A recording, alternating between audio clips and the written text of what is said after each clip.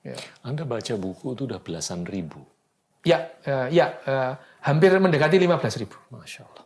Ini saya tuh bingung gimana untuk kita bisa membudayakan budaya baca buku.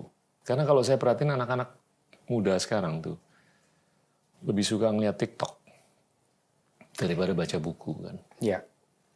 Ya, sebetulnya Ya. ya kalau kita berbicara mengenai baca buku itu penting nggak sih? Nggak penting sih, Mas, itu. Oke. Nggak penting bagi manusia loh ya, Iya. gitu. Bagi manusia. Tapi bagi manusia yang mendalami ilmu pengetahuan penting gitu, ya itu. Tapi bagi Michael Schumacher nggak penting lah, Mas. Gitu.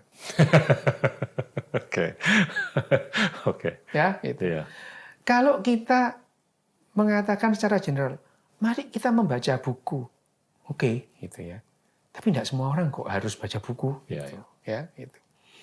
Kita Tergantung maunya kemana. tergantung maunya kemana, Ya. gitu ya. Jadi kalau semua orang disuruh baca buku juga, lah orang nggak suka gitu, Ya.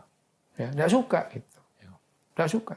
Hanya saja ya akhirnya ya kalau kita berbicara mengenai buku gitu ya, misalnya mengenai buku yang perlu dibiasakan gitu ya. Kalau dengan memakai istilahnya Mas Gita tadi kan membudayakan. Siap. Saya lebih senang menggunakan kata membiasakan. Ya, membiasakan. Ya. Karena segala sesuatu itu perlu dibiasakan gitu. Ya. Kalau kita ingin istilahnya membuat masyarakat kita itu lebih membaca buku gitu ya. Kita harus membiasakan. Ya. Dan membiasakan itu bukan dengan dinasihati, tapi dilatih. Ya. Ya, dilatih. Gitu. Misalnya yang paling gampang gini. Latihan itu lebih penting daripada dinasihati. Misalnya ini ada komandan batalion ini akan kedatangan Pangdam gitu. Dia memberitahukan anggota batalionnya, kalian nanti kalau Pangdam ke sini baris yang rapi ya. Lah nggak gitu cara mainnya kan. Kamu latihan baris sehari 8 jam loh gitu ya. Disuruh atau Ya. dilatih atau dibiasakan. Ya. Ya. Sama aja kita itu ada anak-anak, kamu kalau main badminton nanti kalau sama dia yang baik ya supaya menang. Loh ya nggak gitu cara mainnya itu. Disuruh latihan. Sama dengan buku gitu. Nah, kalau kita membicara dengan buku tadi, masyarakat-masyarakat yang membaca buku sekarang ini ya, Ya.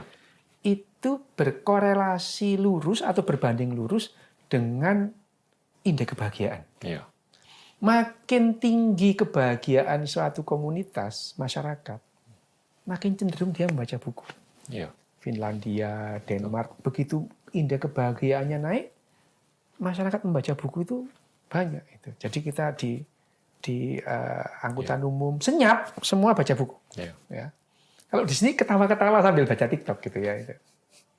Enggak apa-apa sih, itu kita berbeda saja. Itu. Jadi kalau kita kalau seperti tadi